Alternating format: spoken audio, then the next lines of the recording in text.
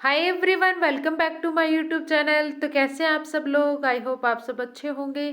तो आज की इस वीडियो में हम डिस्कस करेंगे एक नया टॉपिक। तो आज का हमारा टॉपिक रहेगा सूक्ष्म जीवों से फैलने वाले रोग, यानी जो माइक्रोब्स होते हैं उनसे फैलने वाले जो डिजीज़ हैं उसको आज हम इस वीडियो में डिस्कस करेंगे। तो चलिए वीडियो को स्टार्ट करते हैं।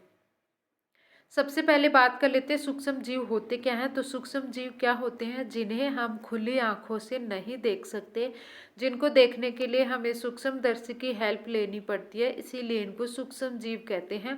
माइक्रो ऑर्गेनिज्म कहते हैं। तो माइक्रो ऑर्गेनिज्म के अंदर बैक्टीरिया आता है, वायरस आता है, कवक आ जाते हैं। तो इनसे जो बीमारियां फैलती हैं उसी को हम इस वीडियो में डिस्कस करेंगे। तो चलिए स्टार्ट करते हैं। तो सबसे पहले बात कर लेते हैं।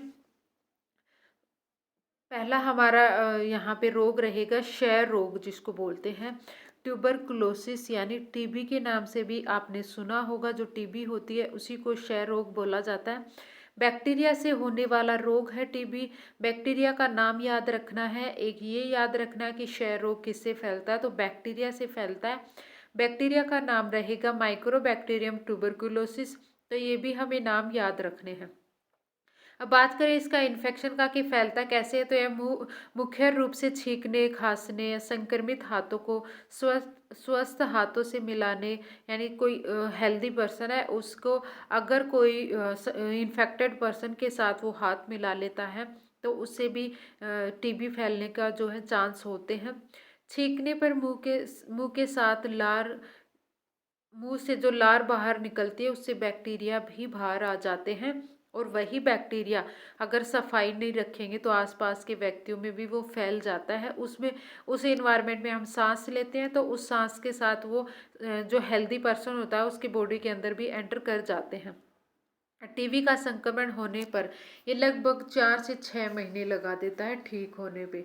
अभी ये जो बैक्टीरिया है अगर हमारी बॉडी के अंदर चला गया है, ये रोग हमें हो गया है, ये हमें कैसे पता चलेगा? तो उसमें कुछ सिम्टम्स हमें देखने को मिलते हैं। यानी जैसे ही बैक्टीरिया बॉडी के अंदर एंटर करता है तो वहाँ पे एक जहरीला पदार्थ निकालता है जिसको ट्यूबरकुलिन कहते हैं। और इस ट्यूबरकुलिन की वजह से तेज बुखार आ जाती है, खांसी आने लग जाती है, तेज सांस चलना लग जाती है, सीने में दर्द होने लग जाता है। तो ये सारे लक्षण देखने को मिलते हैं जब ये बैक्टीरिया हमारी बॉडी के अंदर जाता है। और इन्हीं लक्षणों के आधार पर इसका टेस्ट किया जाता है जिसको मोन्टेक्स परीक्षण बोला जाता है। तो ये कौन सा परीक्षण किया जाता है? मोन्टेक्स परीक्षण किया जाता है टीबी में। परीक्षण का नाम भी हमें याद रखना है। इसमें क्या किया जाता है? इसमें हाथ पर सुई लगा करके अत्यंत सूक्ष्म मात्रा में यही बैक्टीरिया शरीर के अंदर ढाले जाते हैं, जिससे शरीर में जो एंटीबॉडी है इसके खिलाफ वो बनते हैं। और एंटीबॉडी बनने से क्या होता है? जिस जगह पे हमने वो सुई लगाई थी उसके वहाँ जलन और खुजली होने लग जाती है। अगर जलन और खुजली हो रही है इसका मतलब वहाँ पे बैक्टीरिया के खिलाफ एंटीजन बने हैं, पहले से ही एंटीजन बने हुए हैं। और ये एंटीजन उसको क्या कर रहे हैं? बैक्टीरिया को ख़त्म करने का काम कर रहे हैं। तो जैसे ही उसको जलन या खुजली शुरू होती है तो वो समझ जाते हैं कि इसके अंदर टीबी जो है, टीबी का बैक्टीरिया प्रेजेंट है, तो उसका इलाज शुरू कर दिया जाता है। अब ये ध्यान रखना है कि प्रभावित होने वाला अंग कौन सा होता है, ये भी क्वेश्चन पूछा जा सकता है यहाँ से भी। तो फेफड़ा जो होता है वो टीबी से ज़्यादा इफेक्ट होता है। और इसके साथ साथ जो हमारी हड्डियां होती हैं, जो जननांग होते हैं, मस्तिष्क के जो मस्तिष्क होता है वो भी टीबी से इफेक्ट होता है। तो बैक्टीरिया से फैलने वाला रोग है। बैक्टीरिया का नाम ध्यान रखना है, कैसे फैलता है, कौन सा इसमें टेस्ट किया जाता है और इसमें कौन कौन सी जो दवाइयाँ हैं वो यूज करी जाती हैं।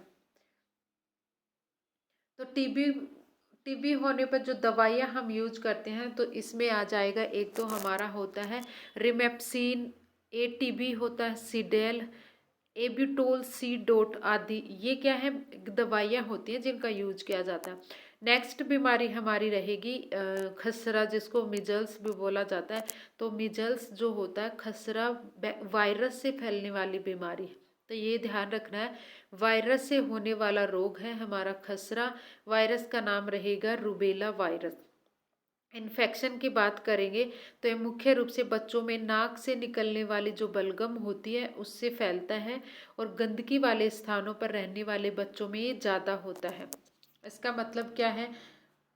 कि हमें साफ सफाई रखनी चाहिए, अपने आसपास के इन्वायरमेंट की भी और अपने आप की भी।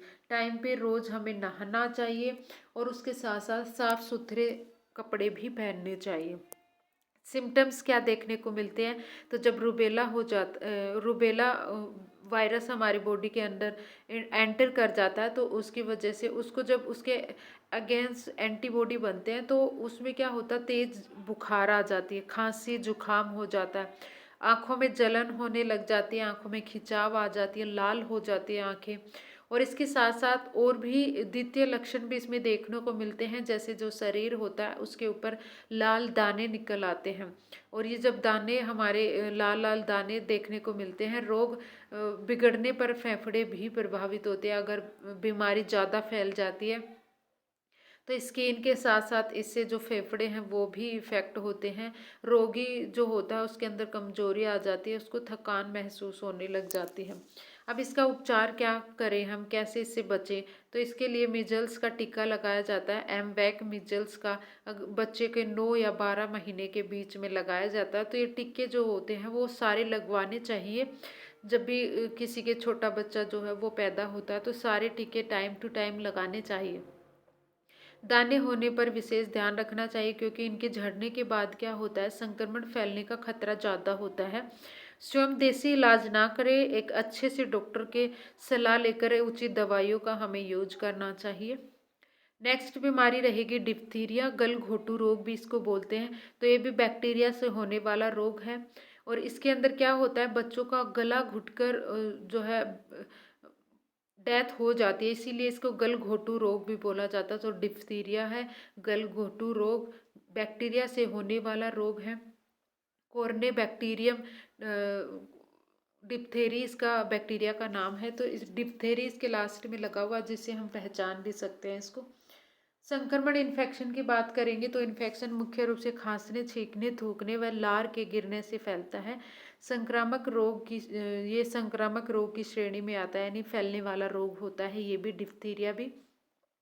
सिम्टम्स की बात करेंगे तो जैसा इस रोग का नाम है उतना ही ये रोग जो होता है रोगी में खतरनाक स्थिति में पहुंच जाता है, यानी बालक का गला घुटने लगता है और उससे उसकी मृत्यु भी हो जाती है। और इसके साथ ही इसमें गला क्यों घुटता है, उसमें क्या होता है, शिशु के गले के जो टॉन्सिल और जीभ के पीछे की जो श्लेष्मा झिल्ली होती है उसमें सूजन आ जाता है, जिससे गला जो होता है उसका बंद हो जाता है। इसके अलावा खांसी, जुकाम, बुखार, शरीर में दर्द आदि लक्षण भी इसमें देखने को मिलते हैं। ब्लड प्रेशर बढ़ जाता है, हार्ट बीट भी बढ़ जाती है। तो ये इसके क्या होते हैं, सिम्टम्स होते हैं डिप्थीरिया के। और अभी हम इससे बचे कैसे, बचाव क्या है, इसके उपचार क्या है, तो इसके बचाव के लिए शिशु के जन्म में 6, 10, 14 इन हफ्ते में क्या होता है, डीपीटी का टीका लगता है। तो ये टीके जरूर लगवाने चाहिए। 5वें वर्ष में उसमें उसी का बूस्टर डोज दिया जाता है, जिससे संक्रमण से बचा जा सकता है। और अगर संक्रमण हो गया है किसी में तो एक अच्छे चिकित्सक की राय लेनी चाहिए और एंटीबायोटिक यूज करनी चाहिए। यानी डिप्थीरिया में जो एंटीबायोटिक यूज किया जाता है वो होता है हमारा सिफ्रोफ्लोक्सिन, पेनिसिलिन का यूज किया जाता है। सिप्रोफ्लोक्सिन, पेनिसिलिन, ये जो एंटीबायोटिक है उसका यूज किया जाता है डिप्थीरिया में। तो एक अच्छी डॉक्टर की सलाह लेकर के और ये एंटीबायोटिक ले लेनी चाहिए, ताकि वो जो बैक्टीरिया है उसको ख़त्म करने का काम करता है हमारी एंटीबायोटिक। तो वो फिर बीमारी में जल्दी आराम आ जाता है। नेक्स्ट हमारा रहेगा हेजा। हेजा भी बैक्टीरिया से फैलने वाला रोग है।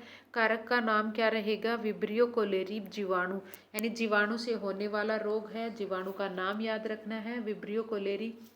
इन्फेक्शन की बात करेंगे तो इन्फेक्शन कैसे फैलता है, इसमें महाभोज जो आयोजन होता है उसमें अगर खाना हमारा संदूषित है, यानी कंटामिनेटेड फूड है, तो उससे भी फैलता है। कंटामिनेटेड का मतलब होता है कि उसके अंदर हैजा का बैक्टीरिया प्रेजेंट है, उसी खाने को हम खा लेते हैं, तो जिससे ये बीमारी फैलती है। मक्खियाँ जो होती हैं वो भी इसके लिए जिम्मेदार होती हैं। तो खाने पर मक्खियों को ना बैठने दें, खाने को ढक के रखें। खाद्य पदार्थों में जीवाणु को फैलाने का काम मक्खियाँ भी करती हैं, ये भी हमें ध्यान रखना है। तो मक्खियों को खाने से दूर रखना चाहिए। लक्षण या सिम्टम्स की बात करेंगे तो इस रोग में मुख्य रूप से छोटी आंत प्रभावित होती है, ये वाला पॉइंट ध्यान रखना है। कौन सा अंग प्रभावित होता है, तो छोटी आंत प्रभावित होती है हैजा के अंदर संदूषित खाद्य पदार्थ के उपयोग से। जब यानी कंटामिनेटेड फूड का हम यूज कर लेते हैं तो उसके जाने से उल्टी दस्त ये शुरू हो जाते हैं। उल्टी दस्त होने से क्या होता है, अत्यधिक कमजोरी आ जाती है और जो ब्लड प्रेशर है वो भी कम हो जाता है। ब्लड प्रेशर कम होगा तो चक्कर आने लग जाएंगे और शरीर के अंदर क्या होता है, पानी और जो जरूरी हमारे मिनरल्स होते हैं उसकी कमी हो जाती है। और जो रोगी होता है उसकी जो मेटाबॉलिक क्रियाएं होती हैं, उपापचय क्रियाएं, वो धीरे धीरे बंद होने लगती है, यानी उनकी स्पीड कम हो जाती है या फिर बंद होने लगती है। अगर बंद हो जाएंगी पूरी तरह से तो फिर जो रोगी है उसकी मृत्यु हो जाती है। पानी की कमी हो जाती है, खाल और पानी की कमी होने से जो हमारी खाल होती है, स्किन होती है, वो सिकुड़ने लग जाती है, वो सूखने लग जाती है। अब इसका बचाव उपचार क्या करें हम, तो बचाव की बात करेंगे। हैजा से बचने के लिए आसपास के क्षेत्रों की सफाई रखें, यानी अपने आसपास के इन्वायरमेंट को साफ सुथरा रखें, अपने आप को भी साफ सुथरा रखें। जो पानी और खाने के की जो चीज़ें हैं उनको ढक कर रखना चाहिए, खुले में नहीं रखना चाहिए। खुले पानी के स्रोत में, अगर आपके आसपास कोई खुला पानी का स्रोत है जहाँ हमेशा पानी भरा रहता है तो उसमें कीटनाशक जो दवाइयाँ होती हैं वो टाइम से छिड़कनी चाहिए ताकि उसके अंदर बैक्टीरिया जो है वो ना पनपे। तो ये सारी चीज़ें हमें ध्यान रखनी चाहिए। जो खाद्य पदार्थ का उपयोग कर रहे हैं, हम खाना खा रहे हैं, पानी पी रहे हैं, तो उससे पहले अपने हाथ जो है वो अच्छे से साबुन से साफ रखने कर लेनी चाहिए, तभी खाना खाना चाहिए। तो लोगों को रोग से बचाने के लिए इसका टीकाकरण भी करवाना चाहिए। शरीर के अंदर अगर पानी की कमी हो गई है या फिर जो मिनरल्स की कमी हो गई है तो उसके लिए ओआरएस का घोल पिलाना चाहिए। तो ये भी हमें इसकी बचाव ध्यान रखने हैं। अब है हमारा टाइफाइड। तो जो टाइफाइड क्या होता है, एक बुखारी होता है। टाइफाइड भी बैक्टीरिया से होने वाला रोग है। पहला क्वेश्चन हमारा, टाइफाइड किससे फैलता है, बैक्टीरिया से। बैक्टीरिया का नाम क्या है, साल्मोनेला टाइफी। तो इसके भी नाम के पीछे टाइफी लगा रहेगा जिससे हम पहचान सकते हैं। इन्फेक्शन की बात करेंगे तो रोगजनक जीवाणु संदूषित भोजन और पानी के द्वारा छोटी आंत में घुस जाता है। फिर छोटी आंत से ये क्या करता है, ब्लड के थ्रू, क्योंकि हमें पता है छोटी आंत से ही जो भोजन का पचा हुआ पार्ट होता है वो अवशोषित होता है छोटी आंत में और वहाँ से वो ब्लड में मिक्स होता है। तो ये भी क्या करता है, छोटी आंत में चला जाएगा और छोटी आंत से फिर ब्लड में चला जाएगा। ब्लड के साथ सारे जितने भी अंग हैं हमारे शरीर के वहाँ तक पहुँच जाता है और इन्फेक्शन फैलाने का काम करता है। तो ये क्या है, इसके इन्फेक्शन कैसे हो सकता है, तो ये भी हमें ध्यान रखना है। जो कंटामिनेटेड फूड है या फिर कंटामिनेटेड वाटर है उससे फैलता है। कंटामिनेटेड का मतलब क्या होता है, जिसके अंदर जो ये साल्मोनेला टाइफी बैक्टीरिया प्रेजेंट है वही भोजन हमारा कंटामिनेटेड फूड कहलाता है। तो उससे हमें बचना चाहिए। सिम्टम्स क्या होते हैं इसमें, लगातार यानी इसमें जो बुखार आएगा ना वो लगातार कई दिन तक बना रहेगा और हाई टेम्परेचर उसमें रहता है, जैसे 39 से 40 डिग्री टेम्परेचर शरीर का पहुंच जाता है। कमजोरी आ जाती है, जो पेट होता है, अमाशय होता है, उसके अंदर पीड़ा होने लग जाती है, दर्द होने लग जाता है, कब्ज हो जाती है, सिर दर्द होने लगता है, भूख नहीं लगती, यानी भूख जो है वो बंद हो जाती है। तो ये टाइफाइड के कुछ लक्षण हैं। गंभीर अगर मामला हो जाता है तो आंत जो होती है हमारी उसमें छेद हो जाता है और आंत में छेद होने की वजह से रोगी की मृत्यु भी हो जाती है। तो ये भी ध्यान रखना, जो आंत होती है हमारी वो भी इसमें प्रभावित होती है। एक इसका परीक्षण याद रखना, जो टेस्ट किया जाता है टाइफाइड के अंदर तो वो इम्पोर्टेंट है, विडाल टेस्ट। अब क्वेश्चन ये बनेगा यहाँ से कि विडाल टेस्ट जो होता है वो कौन सी बीमारी में किया जाता है, तो वो टाइफाइड के अंदर किया जाता है। ये भी हमें ध्यान रखना है। बचाव अगर उपचार की बात करें टाइफाइड में तो इसमें हमें क्या करना है, सबसे पहले तो गंदगी से जो होती है ये गंदगी से फैलता है तो उससे हमें बचना चाहिए। साफ सफाई रखनी चाहिए, बचाव ही इसका उपचार होता है। सर्वप्रथम खाने पीने की वस्तु को सदैव साबुन से अच्छी तरह हाथ धो करके ही हमें उपयोग में लेनी चाहिए, यानी खाना खाने से पहले हमें अच्छे से हाथ साफ कर लेनी चाहिए। और इसके बचाव हेतु जो प्रतिरोधी टीका भी लगवाना चाहिए। पॉलीसेकेराइड टाइफाइड है वैक्सीन, ये इसके अलग अलग वैक्सीन हैं जो टाइफाइड में लगाई जाते हैं। जैसे हमारी पॉलीसेकेराइड टाइफाइड वैक्सीन है, इसी तरह से टाइपलीम 6 वैक्सीन है, टाइफी वैक्स वैक्सीन है, टाइफेरोल HMR है, तो ये इसकी क्या होती हैं, वैक्सीन होती हैं जो टाइफाइड में यूज करी जाती हैं। तो ये वैक्सीन से हम क्या कर सकते हैं, टाइफाइड से बच सकते हैं। टाइफाइड के उपचार हेतु सामान्यतः एम्फिसिलिन जो एंटीबायोटिक होती है उसका यूज करते हैं। क्लोरोमाइसिटीन ये भी दवाइयाँ होती हैं। तो टाइफाइड में ये दवाइयाँ दी जाती है, एम्फिसिलिन है, क्लोरोमाइसिटीन है। तो ये भी क्वेश्चन पूछ लिया जाएगा कि टाइफाइड के इलाज के लिए जो दवाइयाँ दी जाती है वो कौन सी है। अब यहाँ पे टाइफाइड से रिलेटेड एक पॉइंट होता है, एक तथ्य है जिसको हमें ध्यान रखना है। जैसे कि एक अनोखा मामला था कि एक मैरी मेलोन नाम की एक औरत थी जो कि क्या काम करती थी, रसोइया थी, घर घर जाकर वो खाना बनाती थी। तो उसके क्या था, टाइफाइड था और उसे नहीं पता था वो टाइफाइड है उसके अंदर। और वो क्या करती, सभी के घर में खाना बनाती।